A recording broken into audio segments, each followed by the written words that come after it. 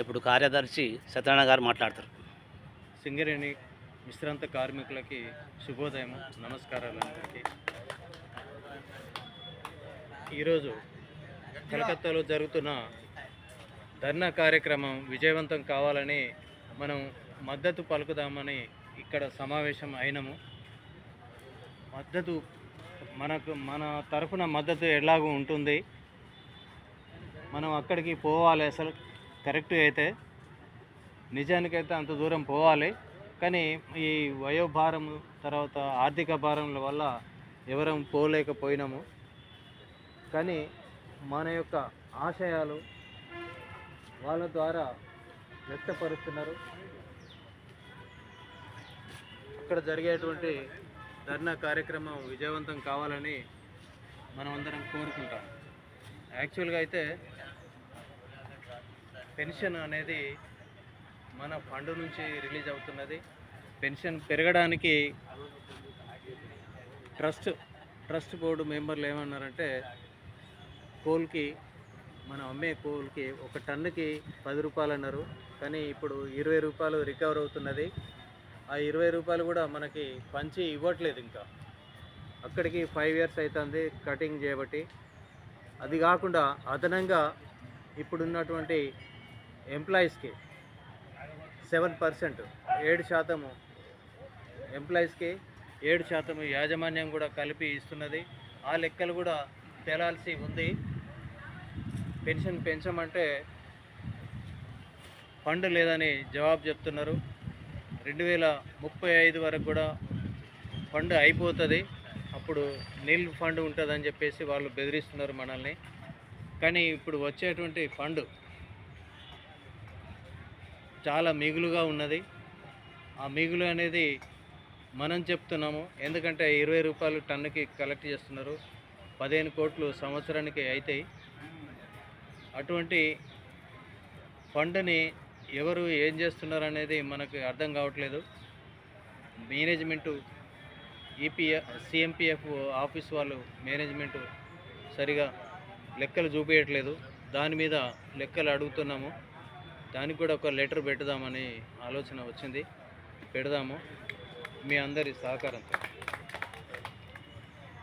రెండవది గ్రాట్యుటీ మనకి అన్యాయం జరుగుతున్నది ఆఫీసర్స్కి, ఎంప్లాయీస్కి. ఎందుకంటే వాళ్ళకి సప్లిమెంటరీ ఇచ్చారు. కానీ 29 మార్చ్ 2018 నుంచి అందరికీ 20 లక్షలు ఇస్తున్నారు. వాళ్ళకి ఇస్తున్నారు, మనకి ఇస్తున్నారు. దానికి ముందు కూడా సప్లిమెంటరీ అంటే 1 జనవరి 1, 2017 నుంచి వాళ్ళకి ఇస్తున్నారు. మనకు కూడా కావాలని మనం కొట్లాడుతున్నాము. డిమాండ్స్లో అదొకటి ఉన్నది. మూడవది సిపిఆర్ఎంఎస్ కూడా వాళ్ళకి మనకి తేడా ఉన్నది. ఇదివరకు బ్రిటిష్ రూల్స్ అప్పుడు వాళ్ళకి దొరలకి వేరే రూల్స్ ఉంటాయి, మనకు వేరే రూల్స్ ఉన్నాయి. సింగరేణిలో కూడా ఉన్నాయి. అదే ఒక పోకడలు సింగరేణిలో జరుగుతున్నవి. ఎందుకంటే సిపిఆర్ఎంఎస్ గురించి కోల్ మైన్స్ ఆఫీసర్స్ అసోసియేషన్ వాళ్ళు కోల్ ఇండియాతోని చర్చలు జరిపి వాళ్ళకి 25 లక్షలు చేయించుకున్నారు. అట్లాగే సెకండ్ పెన్షన్ యాన్యుటీ పేరు మీద సెకండ్ పెన్షన్ తీసుకుంటున్నారు. ఆ యాన్యుటీ రావాలంటే 13,000 కోట్లు చెల్లించాలి.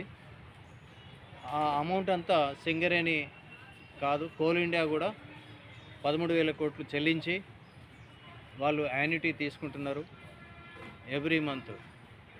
అలాగే మనకు కూడా రావాలని డిమాండ్ చేస్తే వాళ్ళ వివరణ ఏంటిదంటే, కంపెనీ 30% బెనిఫిట్ ఇస్తున్నారని, మనకేమో 26% బెనిఫిట్ ఇస్తున్నారు. ఆ 4%లో సిపిఆర్ఎంఎస్కి ఎక్కువ కట్ చేస్తున్నారు వాళ్ళకి. తర్వాత యాన్యుటీ సెకండ్ పెన్షన్ కూడా ఎక్కువ ఆ ఫండ్లో ఇంక్లూడ్ చేసి ఆ ఫండ్ ద్వారా ఎల్ఐసి ద్వారా పొందుతున్నారు. ఇది ఇండైరెక్ట్ పేమెంట్ అనమాట. ఎల్ఐసి ద్వారా పొందడం అనేది ఇండైరెక్ట్ పేమెంట్. అది ఎట్లా అంటే దీని వెనుక దొడ్డిదారిలో వస్తున్నది. అది మనతోని ఒప్పందాలు కుదరట్లేదు. కానీ మన ఒప్పందాలన్నీ యూనియన్స్ ద్వారా అవుతున్నాయి. కానీ రిటైర్డ్ వాళ్ళతోనే అవ్వట్లేదు.